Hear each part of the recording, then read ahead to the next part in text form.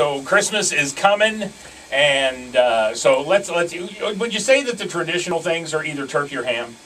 Turkey, ham, but I think a growing number of people are doing either, like one of your listeners, a beef burgundy or a prime rib.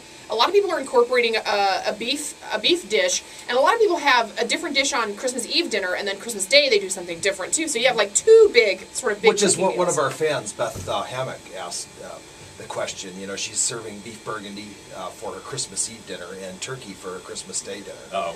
And she wanted to know what's what, and I thought it was a great question.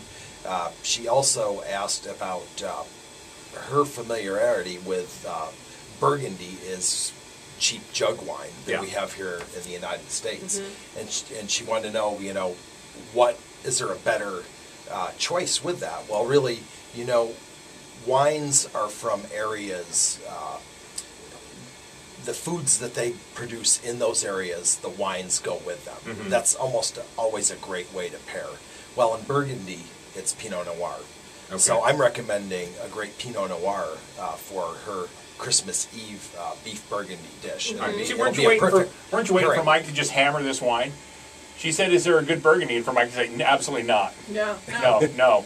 It's junk. But Pinot Noir would work. Well, that's a whole story unto itself. You know what we've done with the Burgundy. Listen, we're going to come back to the jug wine, but what goes with turkey? Turkey, you're going to again a nice Pinot Noir. I've got a big selection of white wines. A nice Sauvignon Blanc will go great. A Chardonnay will go great with the turkey. You're looking for wines, and ones that we have listed on the blog are a nice balance of fruit and acid. So I've taken a whole selection. But basically, based on your recommendation, you're going red with the beef burgundy and white with the turkey. Yeah. Yeah, you're going with that traditional sort of you can do some Pinot Noir with the turkey too, though. You use a wine. Does your wine, the color of your wine match the color of your main dish? Is that a pretty safe thing to go with? No. Come on, Mike. Bad answer, Scott, but it was a good try. Because I was going to say, well, then if I was having ham, you would have a blush, right? It is, but if you go to the blog, you'll see that we've really mixed it up. I mean, there's a lot of different selections. It's like with the beef burgundy, for instance. There are some French Chardonnays, the Chablis Grand Cru and the Moursal wines. They're both from the Burgundy region. The second one is from the Côte d'Or region, southern region of Côte de Beaune. Wow. How's that? Bad to the bone, Scott. Studying. So is a Pinot Noir a pretty safe bet? It is a safe bet. It is a really safe bet. Kind of all the way around? It's a real friendly drinking wine, whether you're a seasoned wine drinker or not. Especially the ones I've recommended from Adelsheim Vineyards over from our friends in the Willamette Valley. Yeah. They have a great, I think they make some of the best Pinot Noir in the world. Their wines are representative of the terroir. They've got a real sense of place, and I love that about their wines. Okay. So, now, you know, we never find a wine yet that Mike is just, or a type even that is. Now, see, I always, and I'm one of those guys, I'll go buy a wine, and for some reason I always buy the white Zinfandel. Great. You know? Yeah. And I noticed that Mike never recommends that. Yeah. Hey, you know what? I think that's great. That is, white Zinfandel is a place that people start. Yeah. It's a starting point for wine drinkers, and I started there myself, 30 years ago. Yeah. And so, they make some nice white Zinfandels. The thing is, you do actually have to evolve at some point. White Zinfandel spritzer can't really be your go-to all the time. Now, I hope you got this. I hope you can go to the website and you can watch the thing where when Mike said they do make some nice wines, and he rolled his eyes while he was saying it. I think we hit on the wine that Mike's like. All right. So now Alan is serving ham, and you've come up with actually, we're not going to have time to get through these all, but you can go to the website, the WineGuyMike website, but you've basically said there's a lot of different things that can go with ham, depending on, if you want something light-bodied, medium-bodied, or full-bodied. I mean, you can see there's a huge list here, Paul. I mean, we've got a Riesling, a Gewürztraminer, the Pinot Noir, a Gamay Beaujolais, a Chenin Blanc, a Pinot Grigio, or Pinot Gris.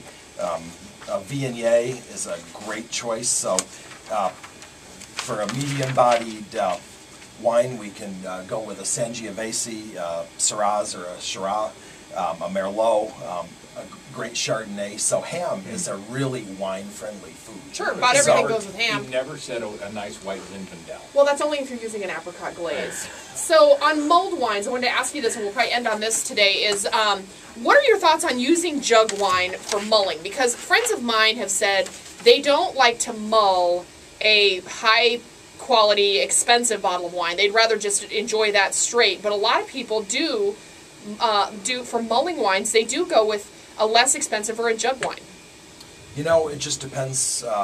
For special occasions, I wouldn't spare the expense myself. I think, you know, for Christmas and New Year's, you know, if you're going to serve a nice mulled wine recipe, why not use the good stuff?